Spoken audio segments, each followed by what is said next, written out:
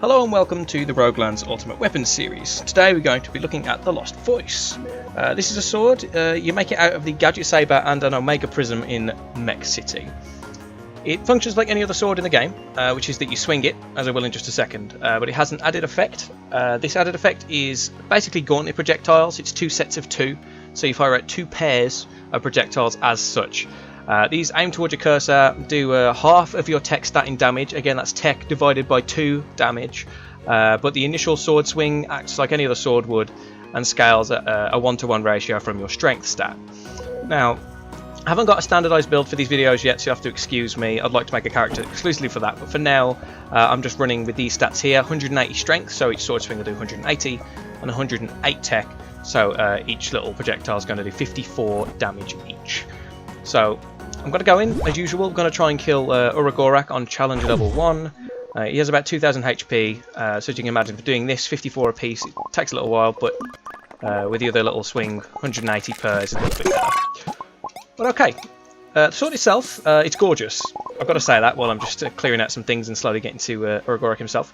The sword is absolutely gorgeous. It's based off of the Transistor, if you've ever played that. The sword itself is called the Transistor within the game, and it's called the Lost Voice because the main character that wields said Transistor has lost her voice. But yeah, it's a really good game, and this sword, when I saw it on the wiki, I had to build it. I asked around to see what people thought of it, and they explained it, functions a lot like a gauntlet, which is absolutely true. These little particles are basically just gauntlets, projectiles in pairs that do alright damage. I've got to say the sword's not the best, but if you like the design enough and you like maybe committing to a huge tech build, like your quadricopter build and stuff, and perhaps you don't want to always just spam all your mana out unless you've got the Forsaker's Mask or whatnot, then by all means, this might be the item for you.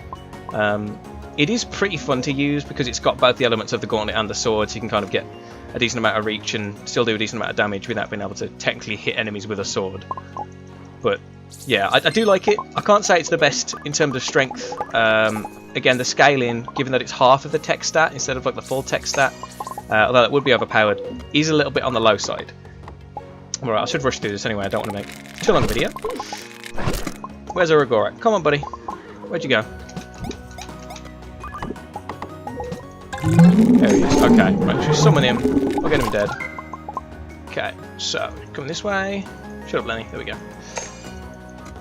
Okay, there you go. He's dead. It's still pretty quick, even though I'm fairly weak at this current time, because the projectile hits multiple times. It's penetrating, just as the one with the caster sword was.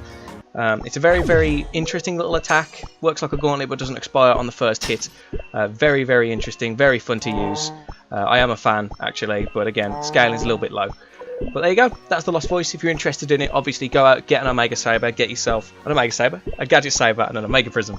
Combine them both in Mech City and get yourself this sword straight away. There you go. Thank you very much for watching, guys. If you want to see more in this series, please subscribe and let me know what you think of the videos. I'll change anything I can for you. And until next time, I'll see you later.